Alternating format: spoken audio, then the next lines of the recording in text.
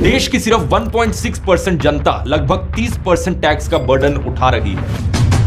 सरकार ने टैक्स लगा लगाकर उन्हें इतना निचोड़ दिया है कि ये लोग अब मिडिल क्लास कहलाने लायक बचे ही नहीं। कॉर्पोरेट्स को फायदा पहुंचाकर पिछले 5 सालों में देश को नुकसान हुआ है और इस नुकसान की भरपाई सरकार आम आदमी पर टैक्स लगाकर कर रही है। दिलचस्प बात यह है कि ट्रेडिशनली बीजेपी वोटर्स ज्यादातर मिडिल क्लास लोग ही रहे हैं, लेकिन इसके बावजूद भी सरकार ने सबसे ज्यादा खून मिडिल क्लास का ही चूसा है। अमेरिका में लोग इंडिया से 32 गुना ज्यादा कमाते हैं, लेकिन फिर भी पेट्रोल डीजल अमेरिका में सस्ता है इंडिया के मुकाबले। इतना सारा टैक्स भरने के बाद आपको मिल क्या रहा है? ना हवा साफ है, ना पीने का पानी, ना सरकारी स्कूल अच्छे हैं, ना सरकारी अस्पताल, ना नौकरियां हैं, ना लॉ एंड ऑर्डर है। बस अरबपति मौज मना रहे हैं और आम जनता की जेब खाली पड़ी है।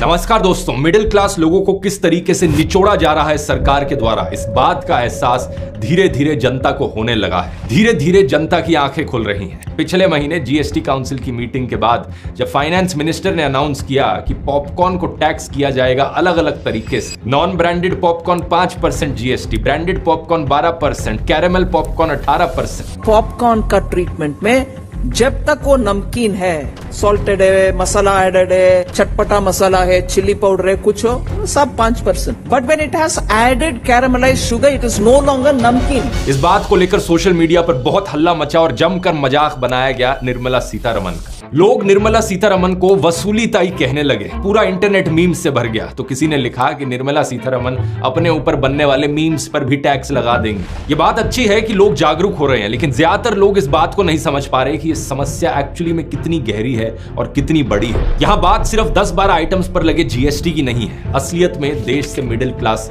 खत्म होती जा रही है और ये मुद्दा निर्मला सीतारमण से कहीं ज्यादा और बड़ा है। आइए समझते हैं आज के इस वीडियो में।